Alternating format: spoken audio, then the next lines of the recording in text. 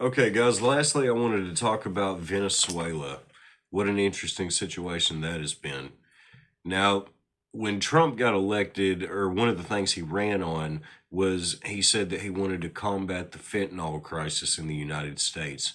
And he said he wanted to designate many of the cartel organizations as terrorists so that way he could go after them in more of a broad legal span. So I'm sure you've seen recently a lot of the drug trafficking boats that have been blown up by drone strike or however in the Caribbean down by Venezuela. Now, the Trump administration has been claiming that those boats had a lot of fentanyl on them, and they even did the calculations of, oh, that one boat could have killed this many thousands of Americans.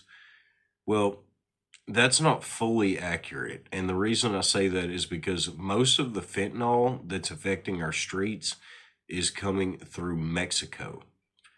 Now, Mexico used to be the middleman for China shipping fentanyl to the United States, but the Mexican cartels made so much money, they invested in laboratories to actually produce the fentanyl themselves and then send it across our borders because we have so many drug users. We're such a good customer base.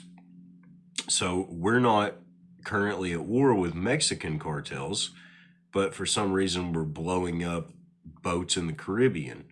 And that's because they want a regime change war. They're trying to provoke Venezuela into attacking back. But the opposite has happened. Maduro has actually completely capitulated and said, you know, I'm willing to give up. I'll give you anything you want. You can have any resources out of my country that you want. Just please don't invade me and please don't overthrow me.